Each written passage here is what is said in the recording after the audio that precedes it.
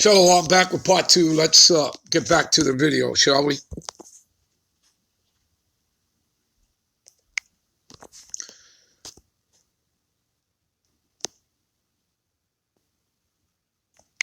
Took place on the 6th. We condemn the violence that took place for 120 straight days in Portland when Antifa was laying siege to the federal building. While that was happening, we have... Antifa is a creation of your government. They control all these things of control. Okay, this is all about the Hegelian dialectic: problem, reaction, solution. So your government, starts with the international banking families, who are your cabal, your shadow government, the super elites, your Rothschilds, your Oppenheimers, your Rockefellers, etc., 13 families and all.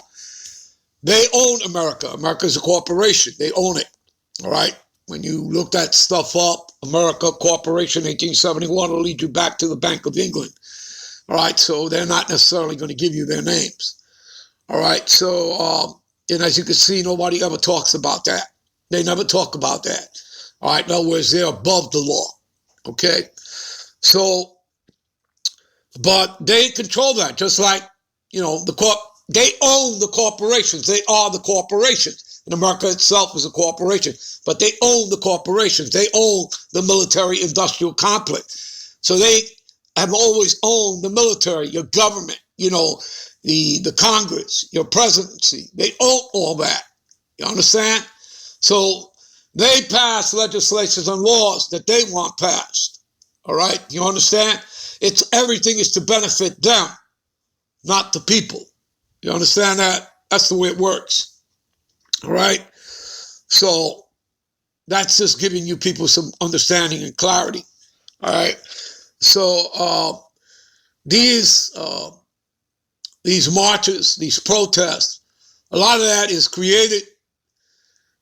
They're infiltrated. Okay? They're agents, provocateurs. Okay? Antifa is a creation, of your government.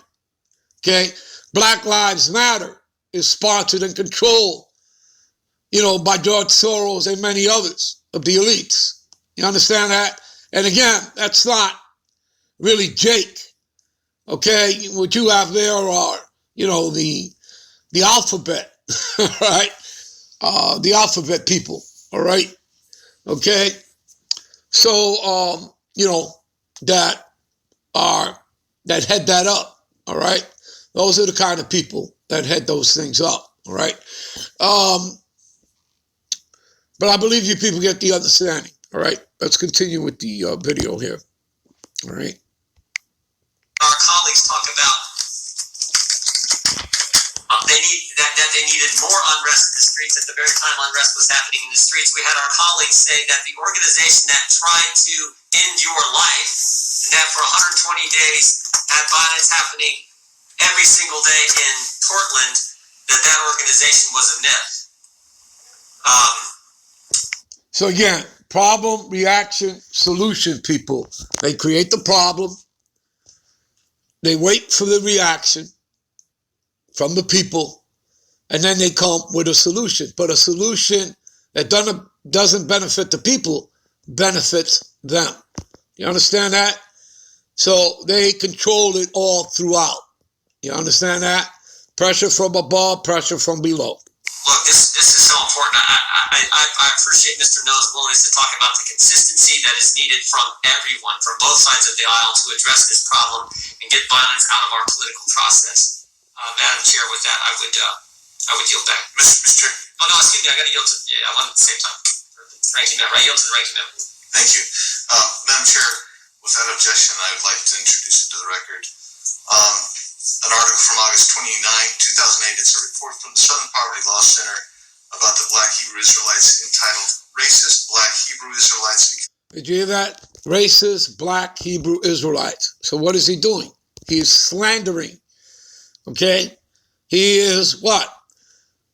The dragon, right? Which is linked up to the Roman Empire, right? Which is a serpent in itself. All right? And that's the highest degree you can get, is being a dragon. And the old serpent, which goes back to the garden, which again is happening here today. All right, that was no talking snake in the garden. That was one of the sons of the wicked. All right, and what did he do? He deceived Eve. All right, he took her mind. You understand that? Okay, and that's the same thing here in modern day. All right, Esau, who is the wicked, right? The earth was given into the hands of the wicked. Job 9:24, Malachi 1:4 tells you who he is. Okay, and the Lord calls them the border of wickedness, because every nation of every border, that's what they bring. And that, he have indignation, which is righteous anger forever with them. All right? Understand, that links up, Isaiah 34, 5 and 6. All right? They are the people to the Lord's curse to judgment. You understand that? And they can't undo that. Okay? They can't undo prophecy. Okay? They cannot stop it, alter it, or change it. And the Lord never changes. Malachi 3 and 6. I, the God power, never change. Okay? And the Lord is not an author of confusion, nor is he a liar. Okay? What is that? Romans 3 and 4. All right? It's men that are liars, not the Heavenly Father. And again, that's backed up by, Numbers 23 and 19. The Heavenly Father and His Son are not men that they should lie. You understand that? All right? So this man has been setting up his programs, his unrighteous decrees, putting into law, the Rex 84, the King Alfred plan, okay, Project Megiddo. Those things have been on the books for a long time. This man always plans ahead, okay? Remember, it tells you, right, in Isaiah that this man, shall come in as a flood, all right? And then the Lord is going to raise a standard, all right? Which means that's going to be it. You understand? That's going to be the cutoff point, all right? You understand? And the Lord and the angels, plus he'll empower certain Israelites, with superpowers, okay?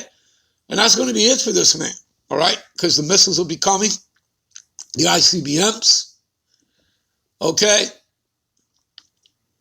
So, and the Lord's going to, take up his redeem up into the ships, all that stuff. And all this stuff is going to happen very quickly and simultaneously. And again, this stuff, pretty much people, once they make, the mark of the beast, the RFID microchip mandatory, you're going to see how quickly this moves. And things are already moving quickly. All right. So we're almost out of here. All right. So hang in there. All right. We're almost out of here. All right. Let's continue here. Becoming more militant. What? Did y'all hear that, or was that me? Did I hear that wrong? Oh Lord, let's see if I can bring it back, because this is live right now, so it's a little tough to get. And that for 120 days had violence happening every single day in Portland, that organization was a myth. Look, this is so important. I appreciate Mr. Noah's willingness to talk about the consistency that is needed from everyone, from both sides of the aisle, to address this problem and get violence out of our political process. Madam Chair, with that, I would yield back. See? Coming from who? Coming from the devil himself. Talking about he wants to end violence. All right? But at the same time, he's getting ready to come down with violence. You see? You people see that? You understand all that? All right? Again, how do you get America? Through violence. How's Steve coming for what? To steal, kill, destroy. To rape, rob, commit murderous genocide. Okay? He removed the landmarks. What's written in the scriptures? Thou shalt not remove thy neighbor's landmarks.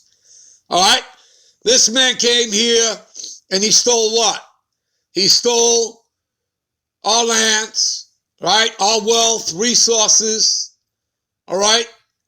All of that. murderous genocide, people. Murderous genocide. You understand that? But this man acts as though, he doesn't want violence, but his whole history is about violence. Because again, you go back to Genesis 27:40, that's his blessing. And by thy sword shalt thou live. All right, and that's how he would get the fat of the land, the best lands to live on. Everything will be through thy sword. We will get everything through our blessing. Through the fact is that it's our inheritance that we, will have the other nations bow down to us, including Esau, Edom. Okay, that's our inheritance. Okay, we wouldn't have to do anything to get it through bloodshed or anything else. You understand that? Okay, and what does it say in Genesis 27:41? The days of my father are at hand. Once, his father Isaac is gone, he goes on to say, then shall I slay my brother Jacob. Well, he's been slaying the Israelites ever since. Okay? So this man is nothing but violence. All right? What does it say in Psalms 140? All right? It speaks about, the evil and violent man. All right? That's him. That's what it's talking about.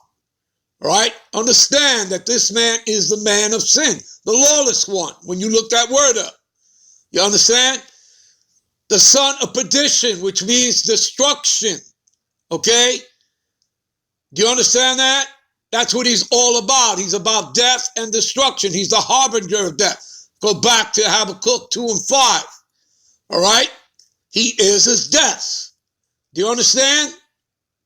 All right? He is the wicked. All right? The dragon, the old serpent, which is the devil, which means deceiver, false accuser, slanderer. All right? And Satan, which means adversary, as in the human counterpart to the spiritual entity, Satan. Do you understand that? Who's actually an angel who serves the Father on the left-hand side. And for you people who don't understand that, he was never kicked out of the heavens, go read Job, the 1st and 2nd chapters there. All right? And you'll see, Satan in council in the heavens. All right? Understand that no servant is greater than his master. You understand that? What are you going to tell me? The Lord created Satan. You understand that, people? He created him. All right? You people have no understanding of these scriptures. All right? Isaiah 45:7. I form the light and create darkness. You see that? The Lord creates both. I make peace and create evil. I, the Lord, do these things. You understand that? The Lord is about a balance. You understand that? So he created Satan. You understand? Like he created Esau. You understand that?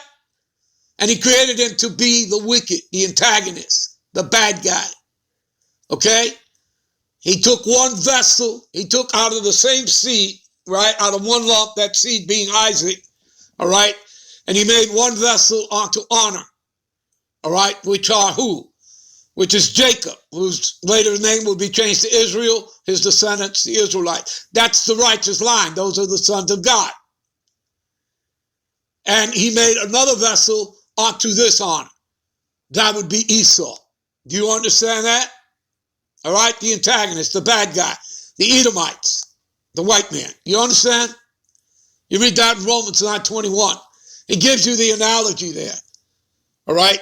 That he created, just like he created, what do you call it? The Pharaoh. All right? And he lifted him up, his spirit, his pride, and everything. So what? So that when he goes to destroy him, he would exalt his name and his son's name. Okay? And you'll read that there as well in Romans in the 9th chapter there. Okay? So that's the reason. Okay? With Esau. All right? he created him for that same purpose. All right? So that when Yahushua returned, and the angel's already here, the chariot's already here. That's the curse that goes over the face of the earth. So when he returns, it's to destroy him so he can set up his kingdom. We'll be right back with part 3. Shalom.